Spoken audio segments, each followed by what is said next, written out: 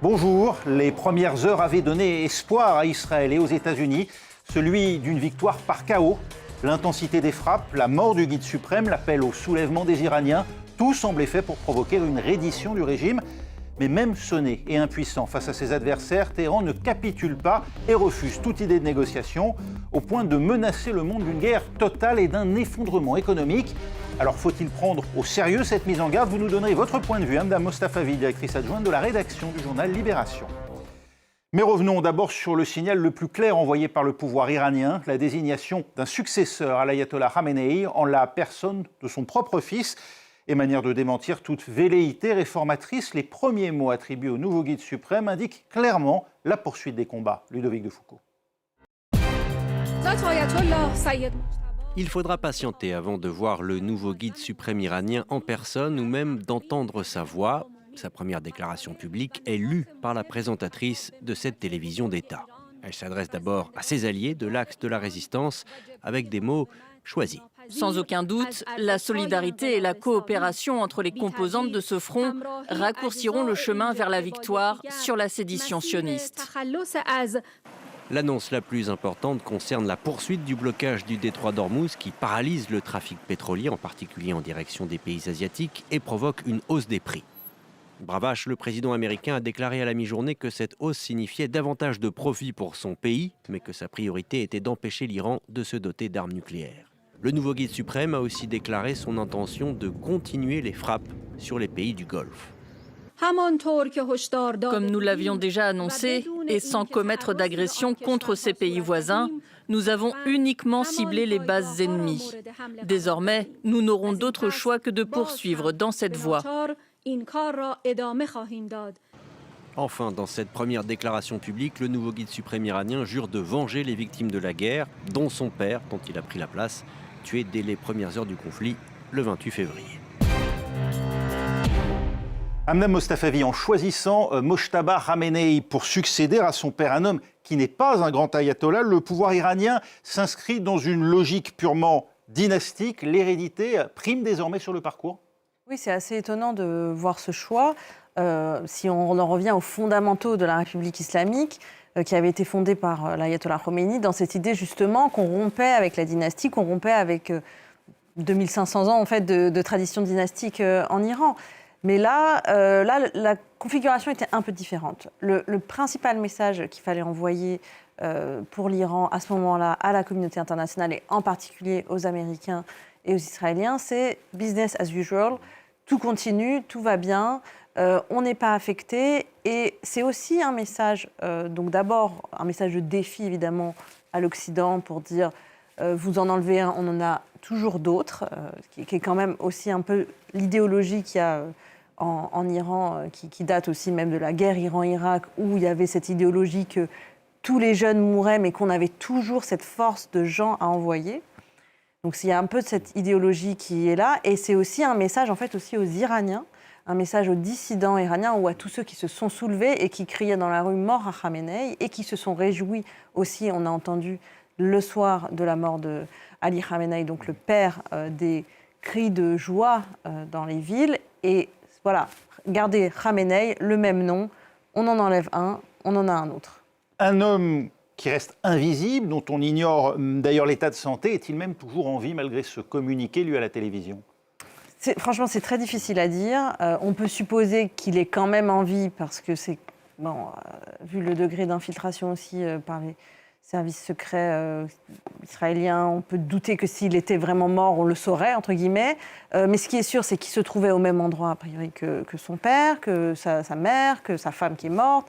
Donc ce qu'on sait en tout cas, ce qui ne semble pas totalement caché, c'est qu'il est blessé. Après, dans quel état il est exactement, c'est très difficile à savoir. Qu'indiquent les premiers mots, en tout cas, de l'intention du pouvoir avec cette succession? L'intention, c'est clairement pas de faire plaisir à Donald Trump. Donc Donald Trump qui avait dit qu'il voulait quelqu'un avec qui il pouvait discuter, quelqu'un avec qui ça pourrait changer. En fait, on voit dans les fils de tyrans, il y a deux catégories. Il y a ceux qui veulent ouvrir ouvrir vers le monde. Je sais pas, on a Mohamed Ben Salman en Arabie Saoudite, on a cette idée de ceux qui veulent réformer leur pays, et puis on a Bachar el-Assad, on a Kim Jong-un, qui sont aussi des tyrans miniatures. Donc voilà, là je pense qu'on est plutôt sur la deuxième option, sur l'option pas réformatrice, mais l'option garder la ligne dure. De toute façon, c'est presque, je pense à ce stade pour les Iraniens, juste l'idée de dire que rien ne peut les affecter, qu'ils peuvent tenir dans cette guerre, de faire peur en fait, et de dire voilà, si vous voulez vous attaquer à nous, il faut vous engager pour longtemps. Un signal envoyé, on l'a compris, aux États-Unis. Mathieu Mabin, comment l'administration Trump réagit-elle à cette désignation de Mojtaba Khamenei comme guide suprême et ses premiers mots? Alors, d'abord, quand on interroge un membre de l'administration américaine sur la désignation de Mojtaba Khamenei, la première réaction est généralement une question. Est-il seulement en vie, puisque la supposée preuve de vie a consisté à faire lire un communiqué à la télévision par une présentatrice, ce qui en soi n'est pas une preuve de vie. Maintenant, si on se place du point de vue de Donald Trump, la désignation du fils dont on sait qu'il est probablement l'un des principaux investigateurs de la répression sanglante, eh bien c'est tout simplement le meilleur moyen de justifier l'intervention américaine. Et d'ailleurs, Donald Trump ne s'en est pas privé, en disant à peu près mot pour mot: tiens, s'ils n'ont visiblement pas compris avec l'exécution du père, eh bien remettons donc le couvert. Voilà, en réalité, peu importe sans doute qui gouvernera l'Iran dans les prochaines semaines, l'important pour l'administration américaine, qui ne cesse de le répéter d'ailleurs, c'est globalement la destruction de l'appareil militaire iranien sous toutes ses formes. Hamda Mostafavi, on a imaginé un scénario à la vénézuélienne, l'idée que finalement pour Donald Trump, la nature du régime importait peu du moment qu'il avait face à lui des leaders politiques conciliants vers les intérêts américains. Mojtaba Khamenei, parce qu'il est autant un homme de guerre qu'un religieux, peut-être cette figure pragmatique qui acceptera une forme de rapprochement avec les États-Unis, d'après vous? Non, je ne pense pas. Je pense qu'il y a du pragmatisme chez les leaders iraniens, puisque c'est un pragmatisme qui consiste à les faire rester, s'adapter. Voilà, ils ont pendant des années joué le jeu des discussions pour essayer de rester au pouvoir et éviter cette confrontation directe. Mais maintenant qu'on est rentré dans la confrontation directe, je pense qu'il y a un jusqu'au-boutisme et un choix de dirigeants qui prouvent que... Maintenant, en fait, ce qui se passe, c'est que ceux les plus organisés en Iran, c'est les gardiens de la révolution, et c'est l'armée parallèle du régime, en fait l'armée idéologique du régime, qui aujourd'hui est la structure la plus organisée. Et de fait, quand on déstabilise, qu'on tue plein de figures, il ne reste que ceux qui sont les mieux organisés. Et les mieux organisés aujourd'hui, c'est les gardiens qui sont très proches de Mojtaba Khamenei, qui sont très partisans d'une ligne dure. Donc, à moins qu'on arrive, que cette guerre dure, qu'on arrive à un moment d'épuisement, mais c'est forcément, on entre forcément dans une guerre un peu de tranchée.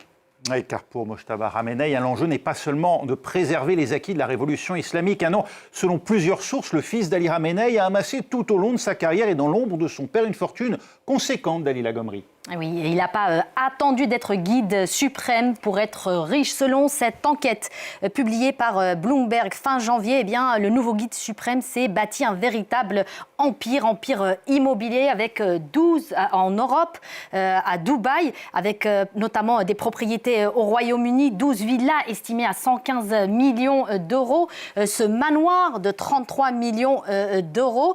À cela s'ajouterait aussi un empire financier avec plusieurs milliards de dollars dans des paradis fiscaux, dans des comptes en Suisse, à Dubaï ou encore au Liechtenstein, autant dire des endroits où le secret est bien gardé pour contourner les sanctions. Bien entendu, rien n'est à son nom. Toutes ces richesses sont gérées via des sociétés écrans et surtout un prête-nom, celui de cet homme, Ali Ansari. C'est lui l'artisan de tous ces montages financiers. C'est un homme d'affaires et oligarque iranien qui a fait fortune dans différents secteurs de l'économie iranienne. Il est sous le coup de sanctions américaines et britanniques, mais rien du côté de l'Union européenne. Et il devrait très probablement gérer le CETAD, dont vient d'hériter le guide suprême, cette structure bâtie sur les confiscations de biens après la révolution de 1979. C'est devenu un véritable conglomérat très puissant de 95 sociétés et qui pèse la bagatelle estimée entre 95 et 200 milliards d'euros. Hamda Mostafavi, on retrouve là l'une des caractéristiques du pouvoir iranien où se mêlent religiosité, stratégie militaire et appât du gain. Oui, on est au bord du régime mafieux dans le sens où, en fait, les sanctions ont eu pour effet paradoxal de faciliter le détournement de sommes phénoménales, en fait. Et de fait, comme les gardiens de la Révolution tiennent l'appareil sécuritaire et via Ali Khamenei, le père, et maintenant le fils, l'appareil politique, du coup, il n'y a pas de possibilité vraiment de contrôler. Et puis, l'Iran était un régime paria, donc il n'y avait pas vraiment de flux financiers classiques, etc. Et tout ça a paradoxalement favorisé le fait que ces personnes-là se sont enrichies. Et c'est aussi pour ça qu'elles tiennent autant à ce régime, évidemment, puisque la corruption est constitutive presque de ce qu'ils sont aujourd'hui. Et oui, car derrière le nouvel homme fort du régime, beaucoup voient la main du corps des gardiens de la Révolution.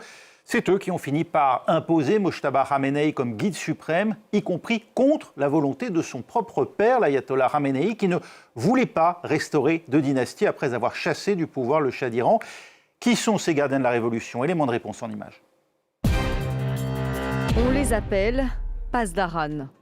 Fondés en 1979 par l'ayatollah Khomeini, quelques mois après la révolution islamique, les gardiens de la Révolution constituent une organisation militaire d'élite.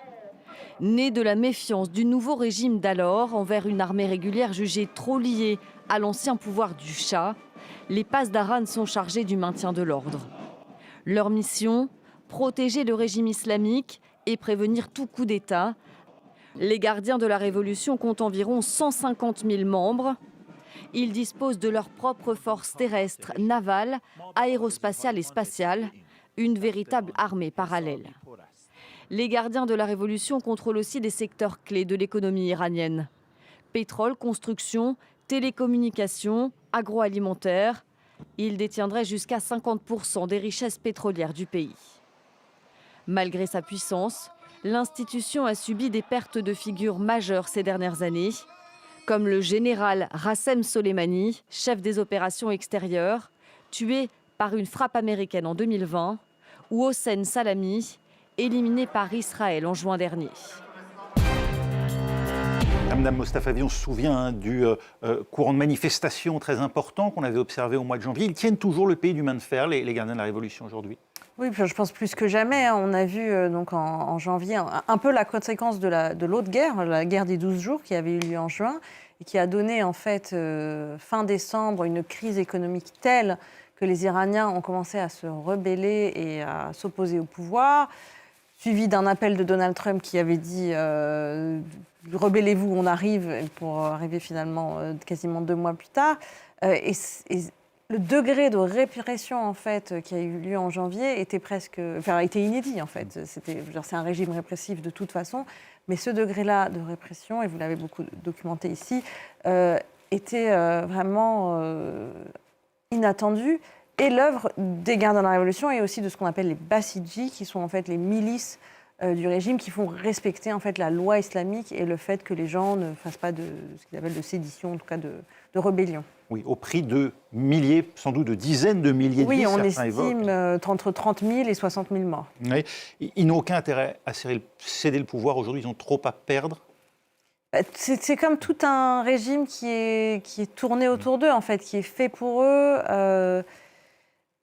Dans une démocratie, dans une république classique, ils auraient jamais autant de pouvoir. Donc c'est vrai que ça fait longtemps qu'en fait ils ont grignoté petit à petit tout l'appareil décisionnaire. Et de fait, quand on en enlève, on vous parliez de Rassem Soleimani qui est mort, de Hossein Salami, mais la structure est faite de telle manière dans le commandement des gardiens de la Révolution, il y a environ 4000 personnes.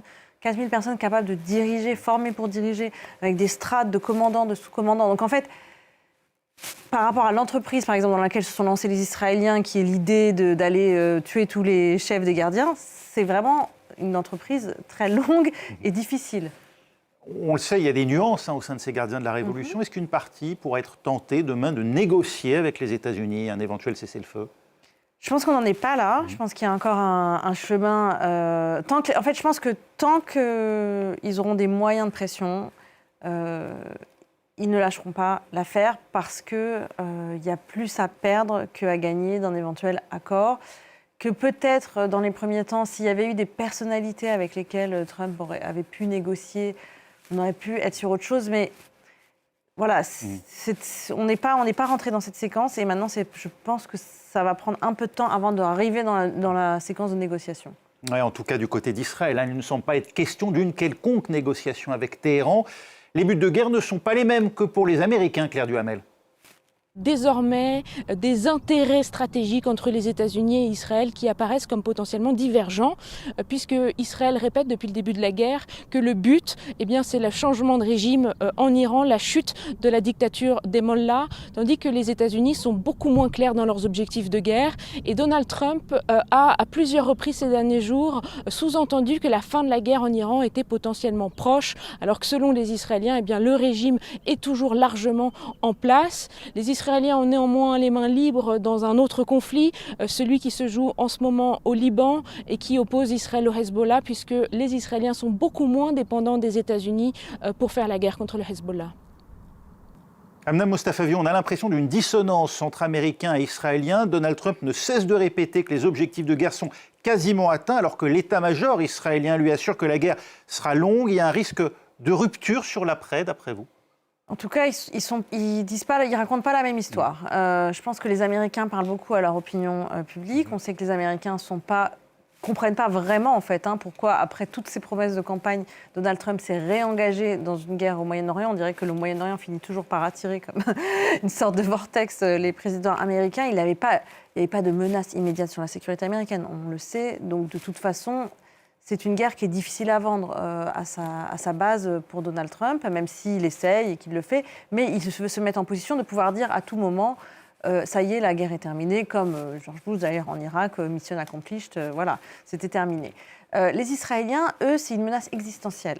Ils considèrent en tout cas que le régime islamique, qui ne reconnaît pas évidemment l'existence d'Israël, qui estime qu'il n'y a pas de légitimité évidemment pour Israël, du point de vue évidemment des Iraniens, enfin du régime iranien, considère que tant qu'il y aura ce régime, c'est un régime qui de toute façon fait semblant de négocier, fait semblant de discuter et va à terme avoir une bombe atomique et de toute façon s'en prendre à Israël. Donc c'est pour ça que de toute façon ils ne peuvent pas être dans la même logique, puisqu'il n'y aura pas de missiles iraniens qui vont atteindre les États-Unis et que la seule chose que peuvent faire les Iraniens vis-à-vis des États-Unis, c'est ce qu'ils font en ce moment, c'est-à-dire une sorte de guerre asymétrique perturbatrice. Mais pour les Israéliens, l'enjeu est beaucoup plus vital.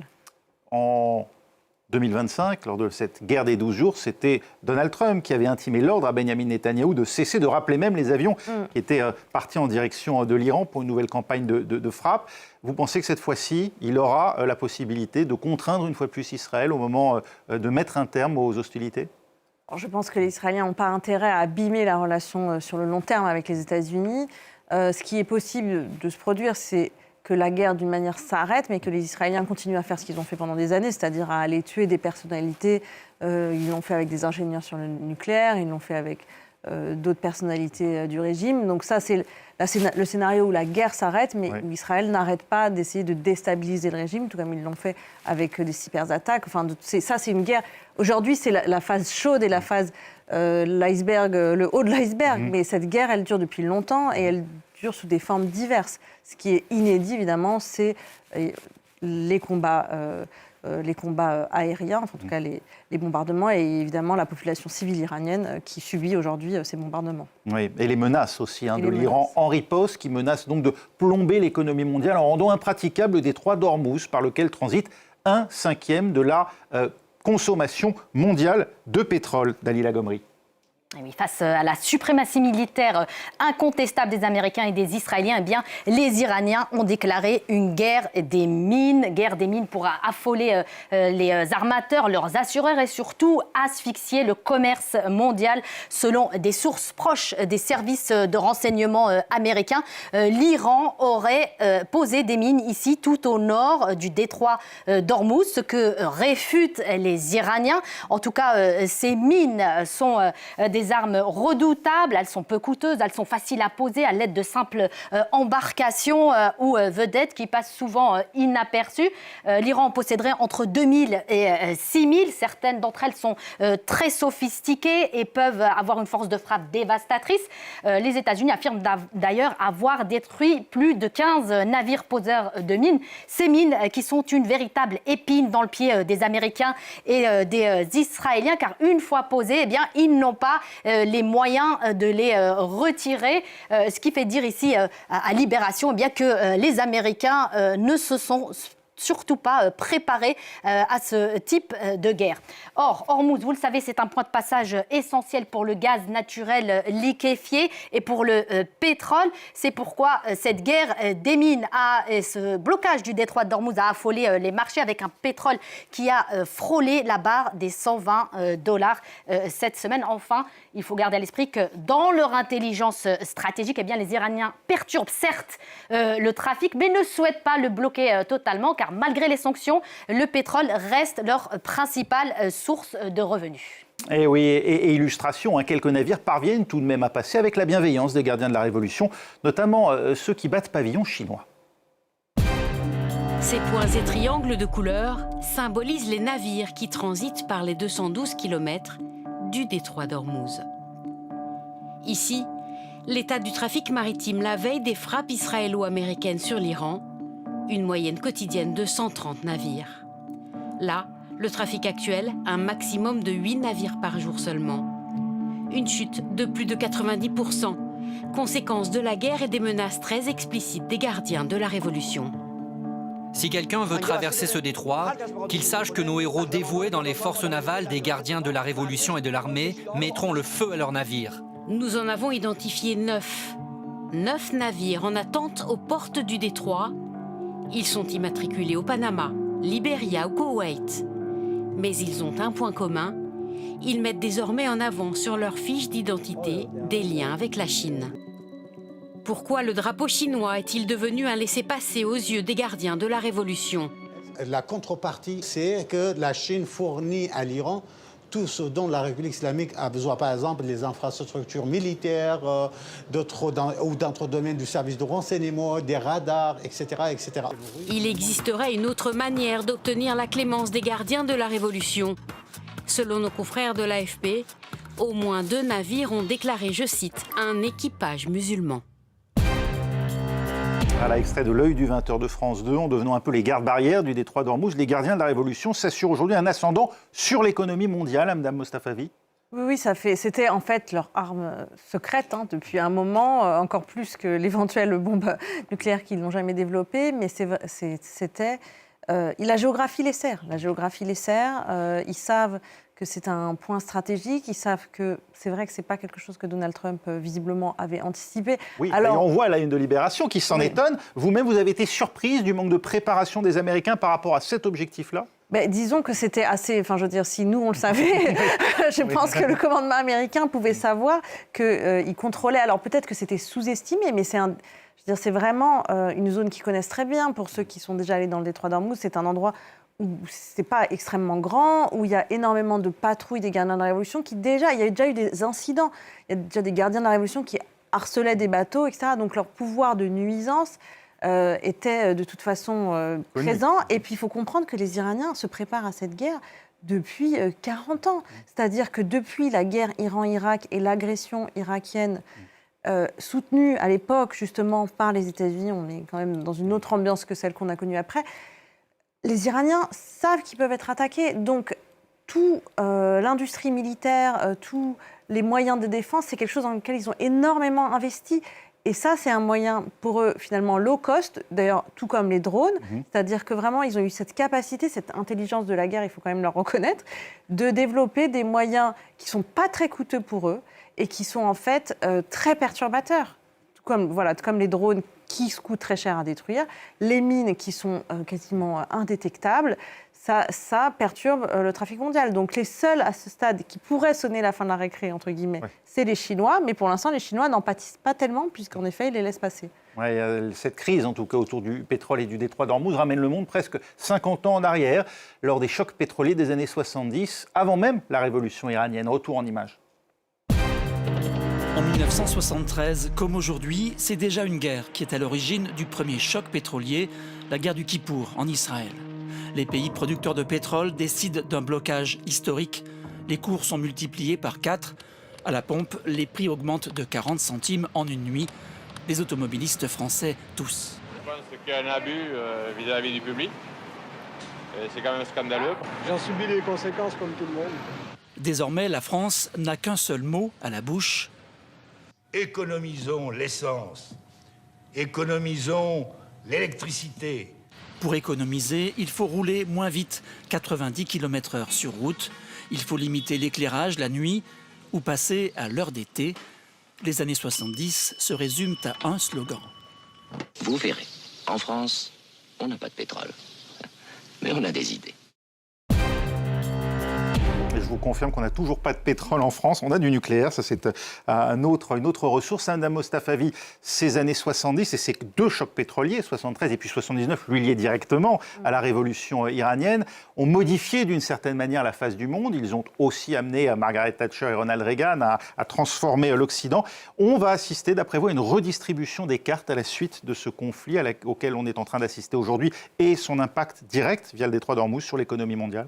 En fait, ce qu'on a vu dans les chocs pétroliers à l'époque, c'était déjà une sorte de faiblesse, en tout cas de point faible de l'Occident, ce qu'on retrouve aujourd'hui aussi. C'est-à-dire qu'aujourd'hui, voilà, les Chinois ne sont pas très impactés, les Indiens ne sont pas très impactés. Donc en fait, c'est déjà ce renversement des puissances qui se faisait avant et finalement, paradoxalement, accéléré par la première puissance mondiale, les États-Unis, en se lançant dans cette guerre dont je pense vraiment ils n'ont pas pu mesurer les conséquences, puisque les Iraniens n'ont pas de raison vraiment de discuter avec les Américains à ce stade.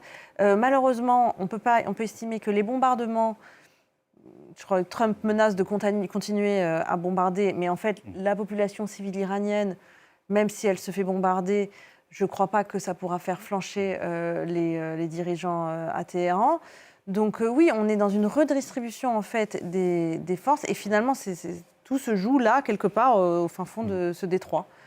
Merci beaucoup, Madame Mostafavi, d'avoir été avec nous. Et j'invite bien sûr tous nos téléspectateurs à lire le journal Libération, dont vous êtes la directrice adjointe de la rédaction. Merci à vous d'avoir suivi cette émission. Vous pouvez la retrouver sur notre site internet france24.com et bien sûr la semaine prochaine pour un nouveau numéro du Monde dans tous ses états.